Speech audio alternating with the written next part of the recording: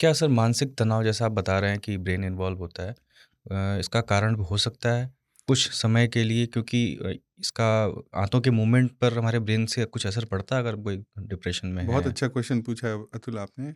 जहाँ तक irritable bowel syndrome की बात है, मुख्य कारण 90% ऑफ द पेशेंट्स जो कि इरिटेबल बाउल सिंड्रोम जिनको हुआ है, उसका डायरेक्ट कोरिलेशन है आपके थॉट प्रोसेस से, आपके माइंडसेट से।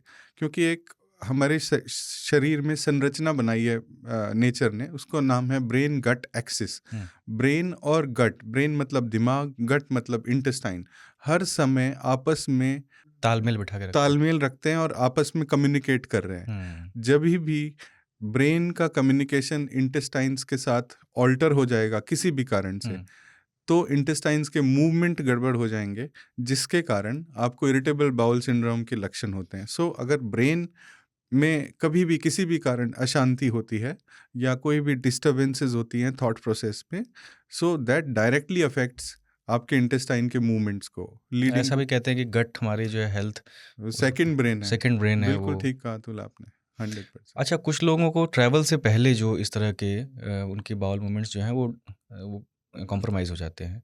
उनको बार-बार जो है वो नर्वस होकर के बार-बार वॉशरूम की तरफ भागते हैं। क्या उसको भी हम जोड़ सकते हैं इससे, आईबीएस से? देखो अतुल, मैं सिर्फ ट्रैवल को नहीं बोलूँगा, इसमें बहुत सारी स्ट्रेसफुल सिचुएशंस बोल सकते हो आप। हुँ, किसी को फ्लाइट पकड़नी है, किसी को इंटरव्यू के लिए जाना है, किसी को एग्ज़ाम के लिए जाना है, किसी को ट्रेन पकड़ने जाना है, किसी को ट्रैवल के लिए जाना है। तो आपका माइंडसेट जो होता है उसमें कुछ हार्मोनल चेंजेस होते हैं, जो कि स्ट्रेस हार्मोन्स बढ़ जाते हैं। कुछ लोग बड़े एंग्शियस हो जाते हैं ट्रैवल से पहले या एग्ज़ाम से पहले या इंटरव्यू से पहले। तो जो ब्रेन में कुछ हॉर्मोन्स हैं जिनमें ऑल्टरेशन होता है। हुँ। ये हॉर्मोन्स आपकी इंटेस्टाइन्स की मूवमेंट्स को डायरेक्टली कंट्रोल करते हैं। तो जभी भी आपके वो हार्मोन चेंज होंगे, तो आपके इंटेस्टाइन के मूवमेंट बहुत तेज़ हो जाएँगे और इरिटेबल हो जाएगी इंटेस्टाइन, जिसके कारण इंसान को अर्ज होएगी कि मुझे स्टूल पास करने जाना है। सो ये एग्जैक्टली इरिटेबल बाउल सिंड्रोम तो नहीं बोलूँगा, हुँ, but yes, it is a short term. हाँ, शॉर्ट टर्म या उसका छोटा रूप बोल सकते हैं। हुँ, बट इरिटेबल बाउल सिंड्रोम का पेशेंट को सिर्फ इन सिचुएशंस में ही प्रॉब्लम नहीं होगी, हुँ। उसको थ्रू आउट द डे होगी, लंबे समय तक चल रही होगी, है ना? इसलिए थोड़ा सा डिफरेंस हो जाएगा। अच्छा, ये हमने सर मानसिक तनाव के बारे में, इसका क्या असर है ये जाना। शरीर में क्या गड़बड़ियाँ हैं जो इसको आईबीएस की तरफ धकेलती हैं बॉडी को? देखो, शरीर में जहाँ तक इरिटेबल बाउल सिंड्रोम की बात है, इरिटेबल बाउल सिंड्रोम इस तरह की डिजीज़ है जो कि आपकी क्वालिटी को अफेक्ट करती है, लेकिन क्वांटिटी पे कोई प्रभाव नहीं करती। इरिटेबल बाउल सिंड्रोम का पेशेंट को ना तो कभी हीमोग्लोबिन कम होगा, हुँ, ना उसका वेट लॉस होगा, ना उसको रात में सिम्पटम आएँगे। रात में सोते समय वो इंसान कभी नहीं जागेगा हुँ, कि मुझे स्टूल पास करने रात में उठ के जाना पड़ता है। वंस एक बार वो सो गया, फिर उसका क्योंकि ब्रेन शांत हो जाता है, उसके बाद उसकी गट के मूवमेंट्स भी रेगुलर हो जाते हैं। तो फिज़िकल हेल्थ इस तरह से इसको अफेक्ट कर सकती है कि एक और इरिटेबल बाउल सिंड्रोम होता है जिसको बोलते हैं post infectious IBS. Post infectious IBS का मतलब ये है कि किसी इंसान को कोई इन्फेक्शन हुआ, आंतों का इन्फेक्शन हुआ जिसमें डायरिया हुआ, वॉमिटिंग हुई, बुखार आया।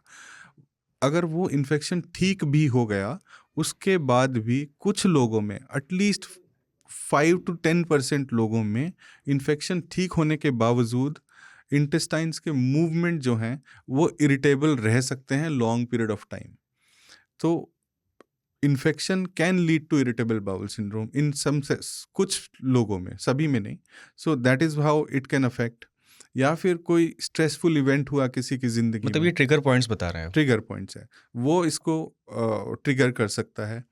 कभी कभी कुछ डिजीजेज हैं जो कि इसको मिमिक कर सकती हैं, जो हमें इरिटेबल बाउल सिंड्रोम का कोई अगर पेशेंट आता है तो उसको रूल आउट करना चाहिए कि कहीं कोई ट्रीटेबल डिजीज़ तो नहीं है, कोई ऐसी डिजीज़ तो नहीं है जिसको हम रूल आउट कर दें या उसको ठीक कर देंगे तो ये सिम्टम ठीक हो जाएंगे। जैसे सीलिएक डिजीज़ है, जैसे इंटेस्टाइन्स के बैक्टीरियल फ्लोरा चेंज हो जाता है, सीबो बोलते हैं। हुँ। तो वो सब चीज़ें रूल आउट करना चाहिए किसी इंसान को इरिटेबल बाउल सिंड्रोम लेबल करने से हाँ, कुछ पहले। लोग बहुत एंटीबायोटिक वगैरह कंज़्यूम करते जी, हैं, जी। उनको डायरिया जो है हर महीने 2 महीने पे वो डायरिया लगा ही रहता है। जी, क्योंकि आपका जो इंटेस्टाइन्स का फ्लोरा है, बैक्टीरियल फ्लोरा है, वो चेंज होता है एंटीबायोटिक खाने से। एंड इंटेस्टाइन का बैक्टीरियल फ्लोरा बहुत इंपॉर्टेंट रोल प्ले करता है इंटेस्टाइन्स के मूवमेंट्स को मैनेज करने में और इंटेस्टाइन्स की इम्यूनिटी को मेंटेन करने में।